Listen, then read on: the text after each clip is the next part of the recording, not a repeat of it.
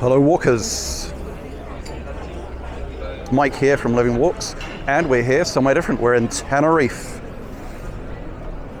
We're just above Santa Cruz. We're going to do a little circular walk through this historic city and stay with us to the end. Think you're going to like it.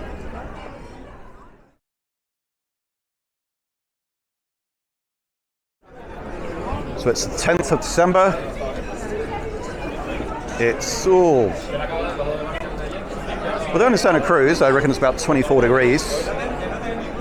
But here, up in Laguna, which is where we are, a little cooler because we're a little higher. We're up in the mountains. Crazy kiddos.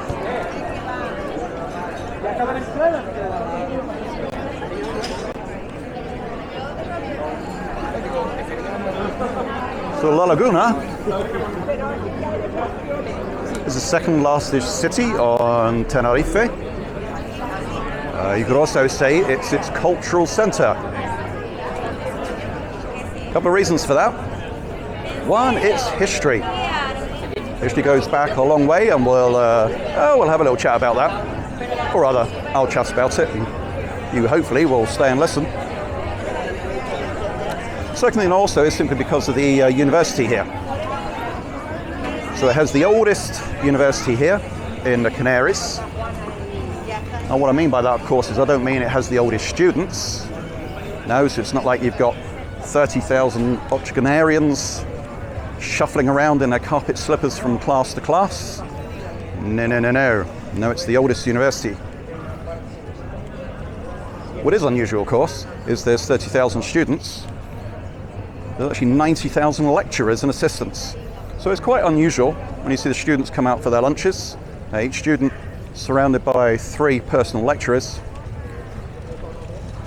I guess it's good for education because it's quite difficult to find a seat in a restaurant when you want it. Now ahead, getting ready for a little concert. You can see some drums. There's nothing particularly Canarian about the drums. But the house over there, piqued your interest now, haven't we? Okay, this is a typical Canarian house. It's a museum. There's a couple of things that are typically Canarian about it. First of all, see the balcony at the top? Made of wood. So that's the first one. Second one we'll see as we come inside. That's right, the robot butler made of scrap metal. So every Canarian house used to have one of these. And the third thing is the internal courtyard. Now, it's really quiet all of a sudden now, but earlier it was thriving. So you can come here, you can have lunch. Really picturesque place. Courtyards obviously were important. Airflow. So all the rooms would face out onto the courtyard, get fresh air all day. It's good for movement of air, good for movement of people, good for movement of wildlife, water buffalo, that sort of thing. The Canarian house dates back to 1703. It was built by the Irish merchant Bernard Walsh. You may notice too the wood. The wood is called tea wood. And you see this a lot in the roofs. You'll see that in the cathedral roofs, etc. It was handy. Handy, first of all, that it grows here in the Canaries in abundance. Secondly, what's particularly good about it is insects don't like it. I wish I could say the same about my feet. But hey, you can't have everything perfect. You have one thing wrong with you, haven't you? So here we are. So La Laguna, its full name is actually San Cristobal de la Laguna. We're quite high up above sea level. So this is 550 meters above sea level. If you want to come here, and I suggest you do, so if you come to Tenerife, you'll probably come to the capital, Santa Cruz, especially if you are on a cruise ship. See what I did there? Let's head down here. I just want to show you some nice buildings down here. It's easy to get to. There's no need to, spend 80 euros on a cruise excursion. Simply just pop into town, look for the tram. You want tram line number 1, and it goes in the direction of La Trinidad. And you can just buy a ticket. There'll be a little pay station at each stop.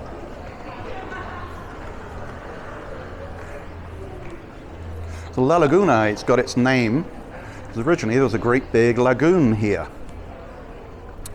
It was drained though in the 1800s, 1837 I think it was, and it was filled in. Interestingly, what it was filled in with, so lint-o-matic. Now some of you aren't old enough to remember them, out in the 1800s, but lint-o-matic, very popular at Christmas. It was came out. It was designed to take all the lint off all your woolen clothes, so your sheepskin, your fur hats, etc. Really popular at Christmas. Of course, 2 months later, everyone had bought one, but suddenly no one was using them. So there was a mountain of lint-o-matics around. What did they do? Well, people gathered them all together. They used them to fill the big hole where the lagoon was, and they filled it over. And hey presto, a city sprung up. I'm just going to show you, by the way. Look at some of these buildings. Quite different architecture, aren't they? Quite different styles. Each one of the houses here. Going right back to the, looks like a bit of an Art Deco one. Really seems to stand out beyond this.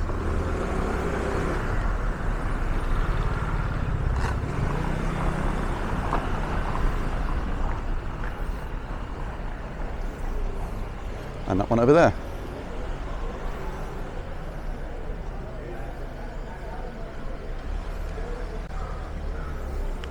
And of course this would be particularly nice when all the lights are out tonight. So we'll probably have another walk of Santa Cruz itself at night, and we'll see the lights there.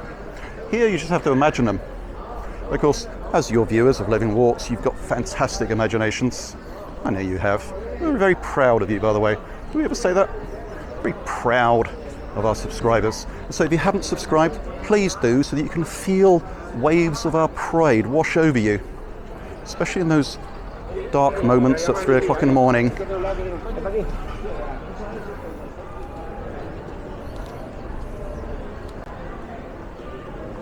La Laguna sometimes is thought of as Florence of the Canary Islands, and that's really down to there's so many churches and cathedrals here, convents.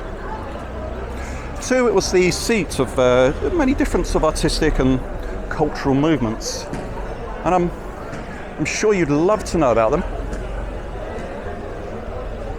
Well, I'm not going to tell you anything about them at all, because I'm sure you want some homework. I'm sure you're dying to just, at the end of this video, you're going to stay to the end though, you're going to wander along, you're going to look all those things up, and you go, oh, I'm glad Mike pointed us in that direction, because I feel I've become a better human being for learning about them. Plus 2, it saves me the bother of having to do more research, which is the real reason. Look at these buildings down here. Now I know you're probably really interested in people having a drink and a good time, but let's look beyond that and just see the colours of the buildings.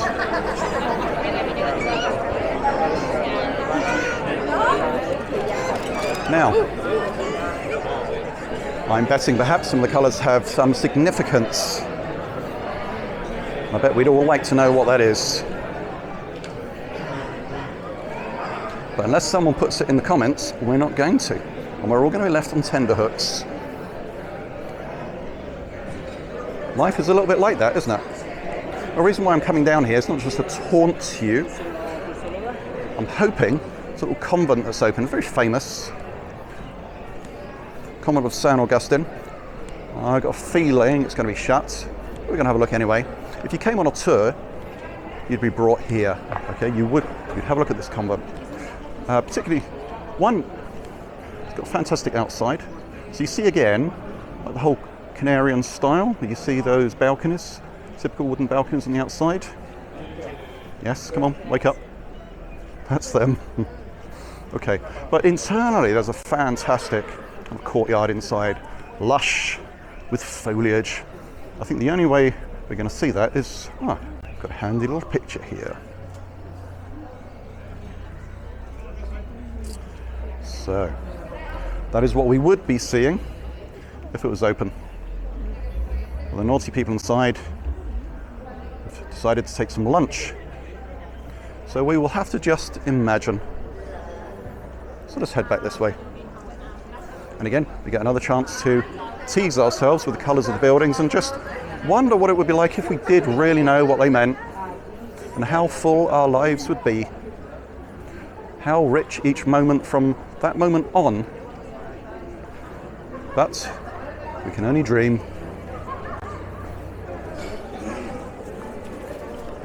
As we wander around, sometimes you might find I go a little quiet. Two reasons for that. First thing, I'm trying out some new jaws. So it's a new thing I just found on the internet. You take a couple of sample cells from your jaw. They send them off to Guangzhou in China. They're dumped in a vat of nutrient fluid. 2 weeks later you get a new pair. So I'm trying them on. They feel okay. They fit quite nicely. They're all right. Sometimes my jaws get a little achy. I guess that's the thing when you get new jaws anyway. Hopefully I won't do too much drooling. I find there's a little bit of drooling going on. It doesn't look particularly good when it's done in front of my trousers, but we'll see.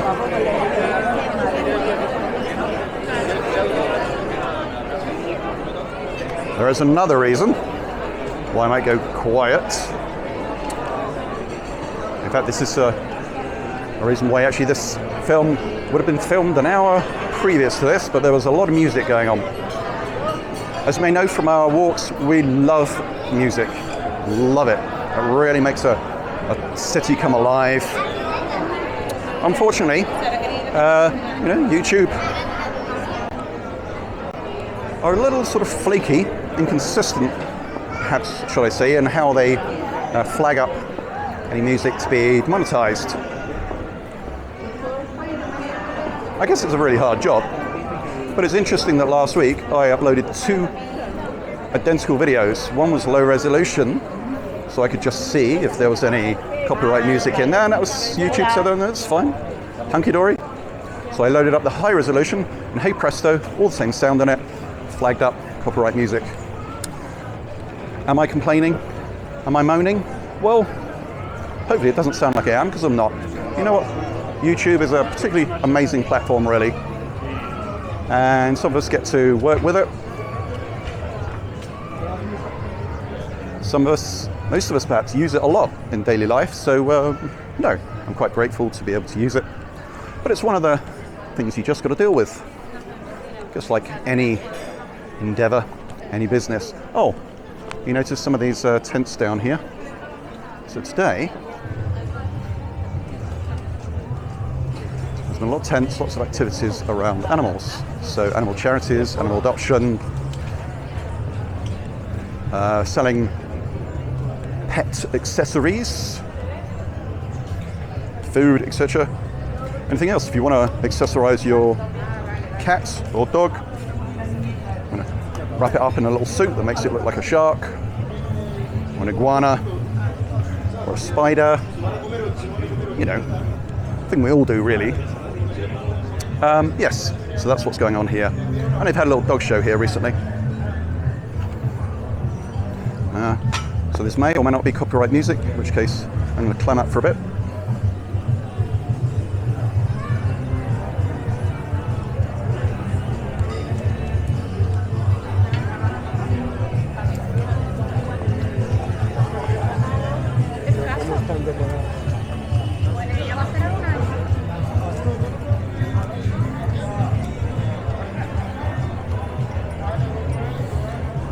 I didn't mention that tower we walked up earlier, or up to.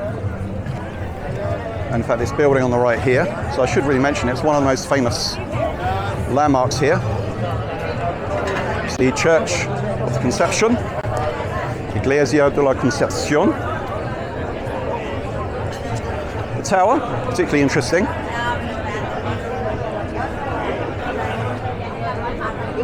particularly interesting because it's got lovely balconies on the outside, and inside it's got wooden roof. Might be sounding familiar.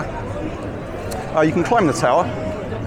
My advice, and from experience, I offer this quite freely, but genuinely, if you're going to climb it on the inside where the stairs are. It makes it a lot easier, particularly if it's raining, which it does here a little bit. Climb on the outside. It's a little bit fiddly. You might get in trouble. And I wouldn't like you to have to tell people that we told you to do so, because we haven't. If you think this is permission to climb the outside, then we withdraw it wholeheartedly.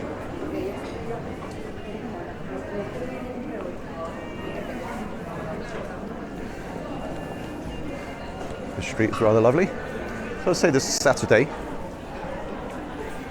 And even though it's coming up to Christmas, you can tell by the lights, which aren't on. But everyone is out with Christmas shopping, or just generally enjoying lunchtime on a Saturday. And there's not been that many non-Spanish voices here, although I'm sure there are. And there's a cruise ship in the bay. And I know that because we're on it. Shock amazing. That's right. We're taking a little cruise. Thought we might do a video about what it's like to take a cruise and come ashore on some of these places. So look out for those videos.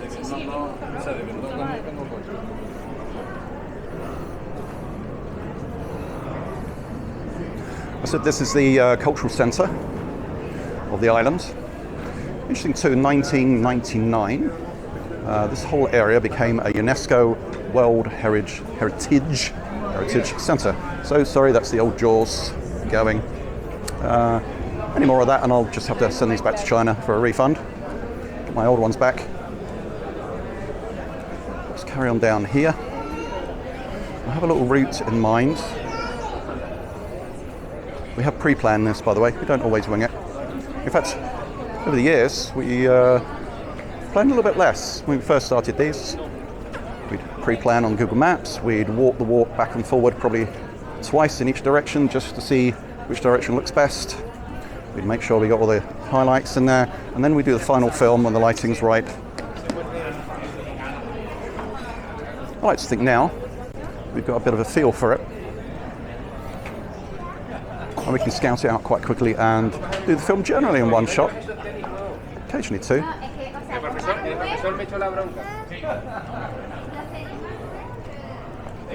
One of the reasons why this is famous, and one of the things you'll find out if you do a historical walk here, is the layout. Okay, so you might think it's a little bit unusual because actually, of course, this is feeling probably not that Spanishy. Okay, it's got a grid layout here. This goes back to planning in the 15th century. Why is that important? Well, it's one of the first instances. So in fact, this really, if you think of Cartagena in Colombia, that followed the trend of having a grid layout. And of course, if you've seen our Havana videos, which I'm sure you have, because why wouldn't you? Why would you miss the event of a lifetime? You'll have noticed there too, grid structure. And in fact, actually, who knows? I like to think that influenced places like New York, etc. The States. Perhaps it all started here. I think it did. I may be wrong, but I like to think it did. I have colours over here. Look at the buildings. A particularly crinkly building down there looks particularly attractive, but to be honest, that's just the body shop. So a bit of false advertising. We're going to come down here though, anyway, a little bit further. A few things we could talk about. Like many places in Europe, suffered the Black Death, 1582. Again, thousands of people met their end here, all very unpleasant. Anywhere between 5,000 and 9,000 people. Not many places seem to escape the Black Death. I guess COVID has been a tiny little reminder of how these things do arise.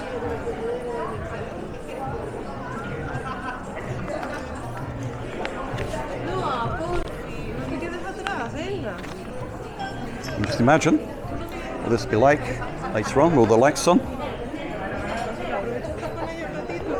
It's also used to be, of course, being the cultural centre, used to be the capital of the island. Yeah, you didn't know that, did you? All right, maybe you did. Yes, it used to be the capital.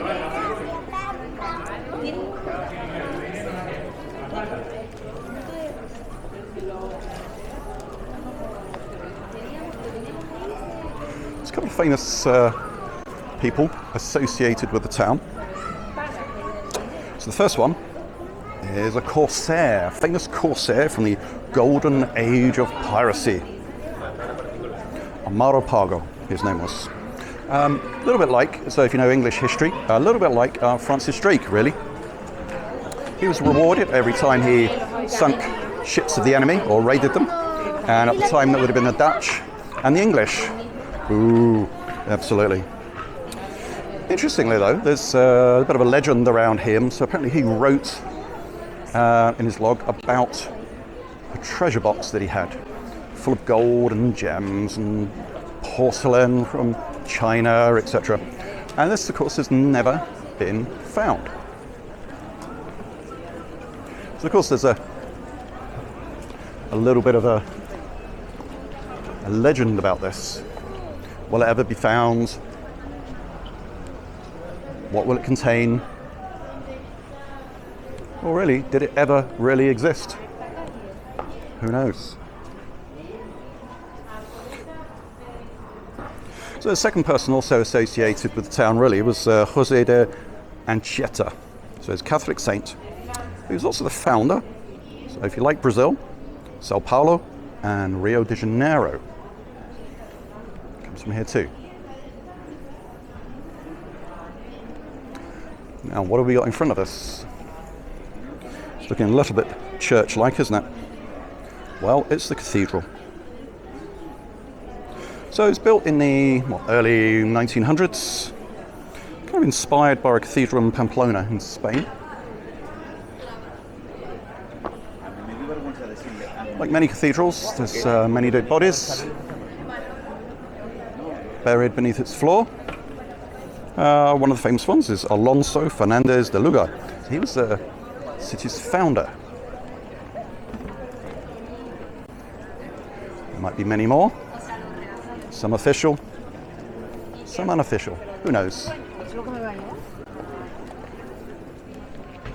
It's nice to drop a little bit of mystery into these walks, isn't it? A little frisson of conspiracy, of dark times and histories. Now up here, I'm just going to swing up. This is the front of the building. So you're going to see a circular window, and then to the left, a square window. You notice that one of the panes is missing. It's broken. Well, do you know what? There's an absolutely fascinating story about that. Absolutely incredible. You just will not believe it.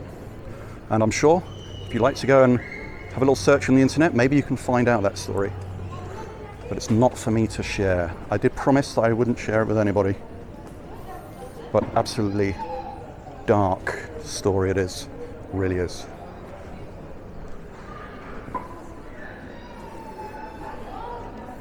We're looking at some more coloured buildings. If you come here, it's quite easy to find your way around. Really just think of effectively 3 streets. And again, did I mention that grid pattern? I think I did. You can just walk between the 3 streets. You can follow yourself around. Now what we're going to do is we're going to take you back up the central street. There's a good reason for this. I'm going to tell you a little bit more about it. So it's quite famous.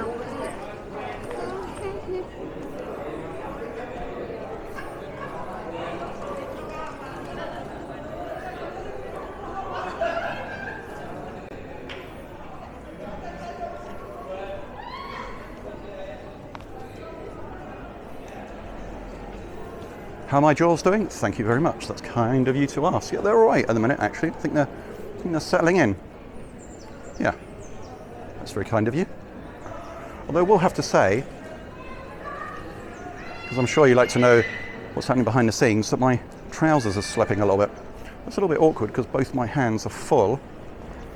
And I suppose that's my own fault for overloading my trouser pockets with batteries, etc. So hopefully I'm not demonstrating the proverbial British builder's bum. In fact, I'm sure I'm not. You know when you get that horrible sagging feeling around your waist, you know your trousers are getting loose, and you kind of do that little fancy shuffle with your hips, see if you can readjust them. That's what I'm doing now. Can you imagine that? I'm sorry if you're having your lunch right now. If you want to pause at this moment and carry on afterwards. Or of course, if you need to take a quick cold shower and come back, that's perfectly fine. Now this road here, Calle Obispo Rey Redondo. Basically Bishop Rey Redondo Street. It used to be called La Carrera. So, quite important, quite historical. So, years ago, in what we like to call the good old days, were horse races down here. What would happen is metal rings would be hung in the street from ribbons, and all the riders would gallop up and down the street. They'd have a spear and they'd try and catch as many rings as they could, and therefore as many ribbons from this spear as they could. And of course the winner was the one who A, caught as many ribbons as possible, and 2, impaled as few officials along the way as possible. Each rider, of course, would try and find a lady to basically, so they could be their champion. And of course, they might wear their ribbon through the day.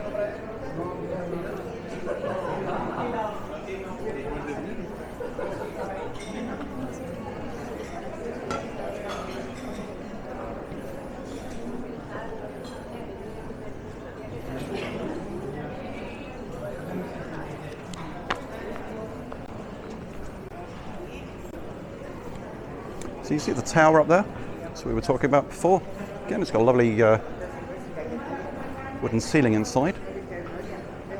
It's part of the Iglesia de la Concepcion. So you can go in there, have a little walk up. It's got a splendid view apparently.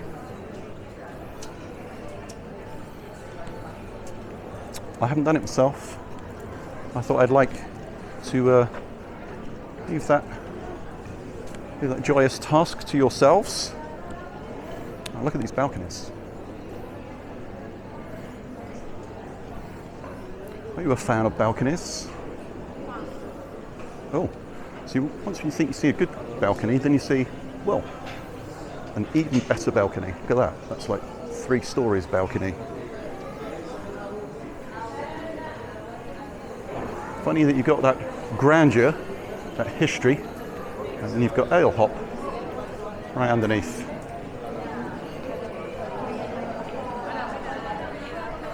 Oh, move over here because I know you want to see this. Teatro Leal. So, theatre's been here 1915 and onwards. Lovely wooden doors. If you want to know what's behind those wooden doors, well, I think you can guess. Yes, it's a theatre. If you've seen a theatre, you probably know what theatres are like.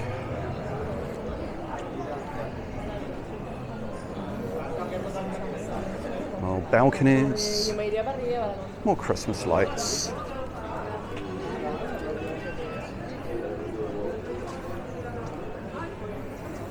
So luckily, as I'm saying, normally there's a lot of music playing, and we had about 2 hours worth here earlier, and I've waited for a little pause in the music so we can wander up here, just so we can keep the original ambience, so I don't have to cut it out or do lots of what we like to call on YouTube technical gubbins to remove music. I bet you're wondering how possibly, what magic can we employ to remove remove music from videos. Wow. Is it some AI process? Is there some special algorithm perhaps we can run? Well, there's lots of ways of doing it, to be honest. Well, there's not that many.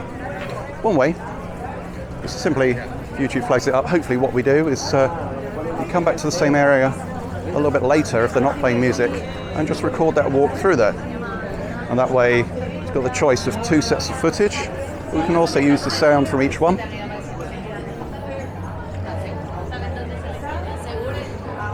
Animals. You want to adopt an animal? If you want to adopt an animal, make your way over here. So this is a market. Animals for adoption, for snipping their gonads off. Little treats, little cat treats, dog treats, tortoise treats, salamanders, gazelles, albatrosses, anything you can think of. And there's been one of these markets here every week since the 1500s. So back then you could come back and buy your Hyams animal food, buy your little doggy jackets and jumpers, buy the little bell for your budgie, and buy the little saddle and harness for your tortoise. And obviously you could sit on them and unfortunately squash their little backs.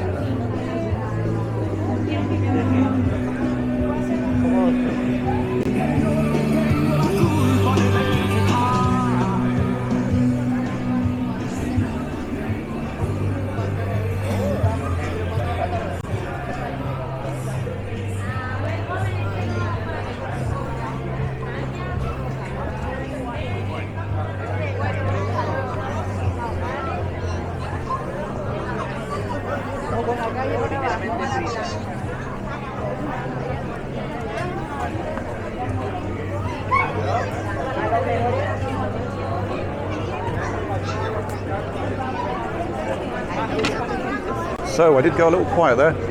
Please don't write in. Okay? Please don't mail in. Don't mail in checks, money, etc. It's not the jaws. The jaws are fine. No, there's just a little bit of music there. I didn't want to get flagged up. But the jaws, thank you very much, are fine. They're doing well.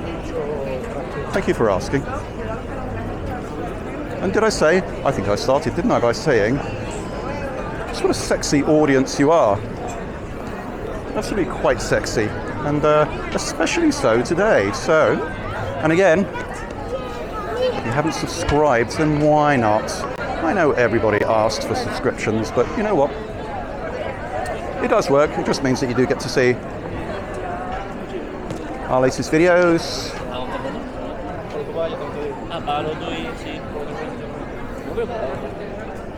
So this is the side of the Church of Conception. That doesn't mean you go in there to be conceived or have conception happen. No, this is of the Conception. Iglesia de la Concepción. That's my fluent Spanish coming out there, which I can add also to my fluent Gaelic. And I think